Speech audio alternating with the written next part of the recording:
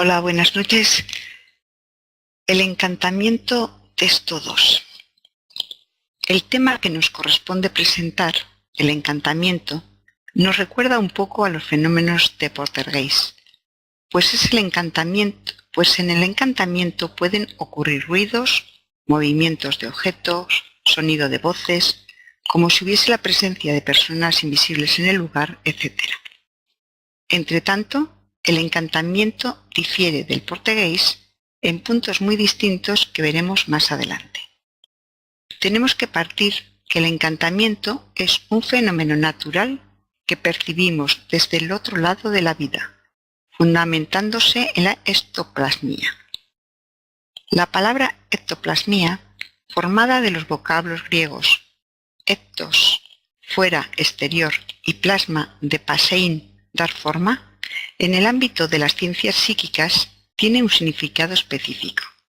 Se designa a la sustancia fluídica que en determinadas circunstancias emana del cuerpo de ciertos médiums, por los orificios naturales como la nariz y la boca, y sirve de producción de fenómenos de efectos físicos, principalmente los conocidos como materialización. La palabra ectoplasma, creada por Charles Richet, ha tomado varias denominaciones. No obstante, recurriendo a la historia antes de la aparición de la doctrina espírita, recordando a los medios precursores del espiritismo, encontramos al extraordinario medium vidente sueco del siglo XVIII, Emanuel Swedenborg, siendo uno de los primeros en describir el ectoplasma como el vapor acuoso muy visible y que caía en el suelo, sobre la alfombra. ¿Es el ectoplasma una sustancia emanada solamente por ciertos medios? No. Sin entrar en detalles específicos del ectoplasma, nos dice el curso que estamos estudiando del ESME en el módulo 5, guía 4, Fenómenos de ectoplasmia, que el ectoplasma está situado entre la materia densa y la materia perispirítica y es un recurso peculiar no solamente del hombre, sino de todas las formas de la naturaleza, minerales, vegetales y animales. Los fenómenos de ectoplasmia presentan gradaciones significativas. Puede generar formas extremadamente vaporosas, casi imperceptibles a los no videntes, otras vaporosas, pero plenamente visibles, y otras tangibles. Solamente a estas últimas se puede aplicar con propiedad el término materialización. Vamos a ver las características que presenta el encantamiento. Está unido a un dado lugar: casa, sitio, castillo, edificio, palacio, hospital, prisión, iglesia, cementerio, cuartel, etc. Es dispensable la presencia de un epicentro. Pueden oírse ruidos variados como el de utensilios cayendo, lozas estrellándose, gemidos, arrastre de cadenas o de otros objetos, estruendos, redoblar de tambor, repicar de campanas, etc., sin que cualquier objeto material esté obligatoriamente implicado en los fenómenos sonoros. Manifestación de fantasmas visibles y hasta fotografiables. Son ectoplasmias cuyo aspecto difiere un poco de las materializaciones obtenidas en sesiones con los medios de efectos físicos. El fantasma generalmente parece inconsciente y ejecuta ciertos actos automáticos, como si fuera un sonámbulo. Normalmente irradia frío y da la impresión de estar rodeado por vapor de agua condensado en forma de neblina. Estas apariciones en la mayoría de las veces son muy frías.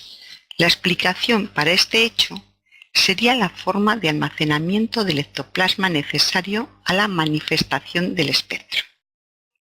Posiblemente el espíritu perturbador tiene permanentemente guardado, entre los dobleces que componen su perispíritu, una cierta cantidad de ectoplasma. Este es así conservado fuera de nuestro espacio físico, en algún lugar del hiperespacio próximo a este, donde podrán reinar temperaturas bajísimas. Al entrar en nuestro espacio, aquella formación ectoplásmica moderada por los dobleces del espíritu, aparecerá bajo la forma lívida y vaporosa de un fantasma. Cuando el espíritu puede contar con suficiente dosis de ectoplasma, es capaz de emitir sonidos vocales, gemir, llorar, hablar y hasta comunicarse. Mientras que en el poltergeist puede cambiar de lugar, acompañando al epicentro. Los ruidos, la mayoría de las veces, resultan de la caída y movimiento real de objetos. No hay manifestaciones de fantasmas. Vamos a presentar dos ejemplos. El primero pudiéramos situarlo dentro del fenómeno de encantamiento, teniendo en cuenta algunas de las características mencionadas anteriormente. Pertenece a la primera revelación vivida por Emmanuel Swedenborg, que aparece en la Revista Espírita de 1859, página 294 del mes de noviembre. El otro ejemplo es de un fenómeno de poltergeist o casas encantadas, vivido por León Denis, que él narra en su libro En lo invisible, en el capítulo Fenómenos espontáneos, casas encantadas, dictología.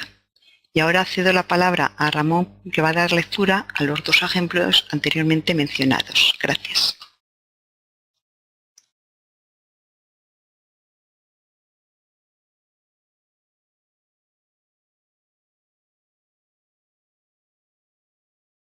Relato de Manuel Swedenborg. Yo estaba en Londres y cenaba bien tarde en mi albergue habitual, donde había reservado un cuarto en el que tenía la libertad de meditar a gusto. Estaba con bastante hambre y comía con buen apetito. Al terminar la cena, percibí una especie de niebla que se expandía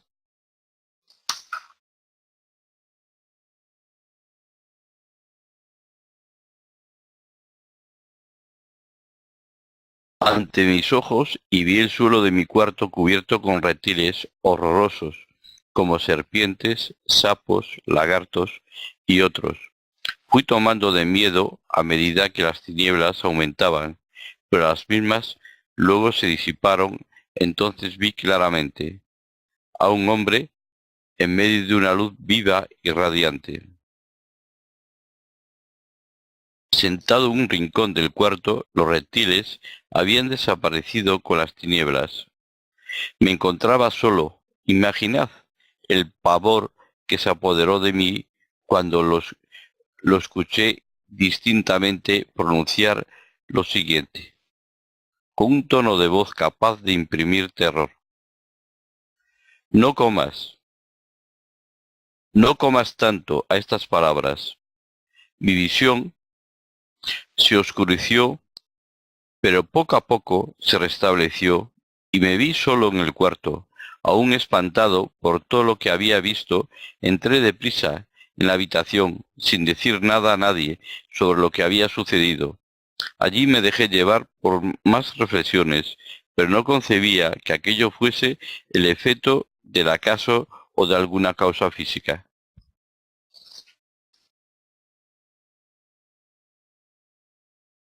A la noche siguiente, el mismo hombre, radiante de luz, se presentó ante mí nuevamente y me dijo: «Soy Dios, el Señor Creador y Redentor. Te he elegido para explicar a los hombres el sentido interior y espiritual de las Sagradas Escrituras. Te dictaré lo que debes escribir». Relato de León Denis.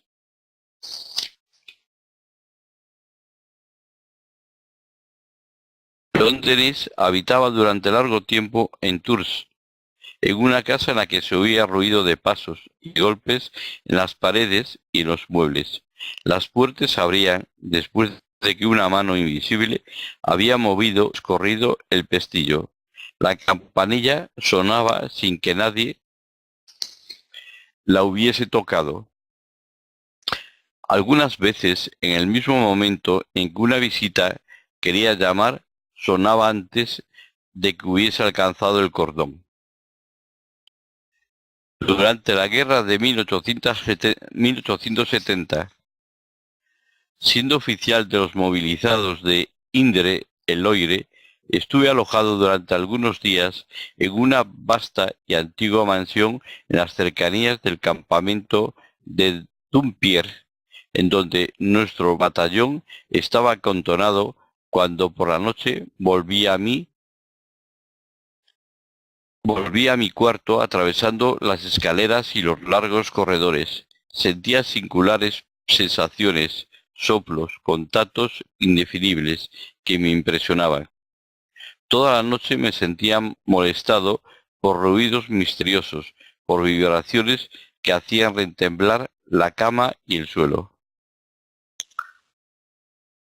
Una noche de invierno hice venir a esta casa a un sargento de mi compañía, que era medium. Nos sentamos los dos a una mesa, intentando penetrar en el secreto de aquellas manifestaciones. Pronto se agitó la mesa y fue tirada al suelo por una fuerza invisible.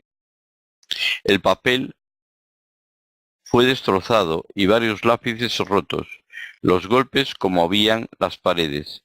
Se oían ruidos sordos que parecían provenir de las profundidades del suelo.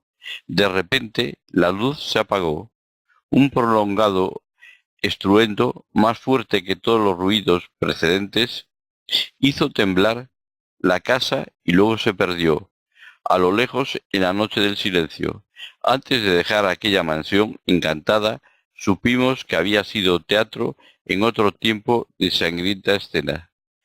Este es el trabajo hecho por Víctor, Adi, Mari Carmen y yo mismo. Muchas gracias.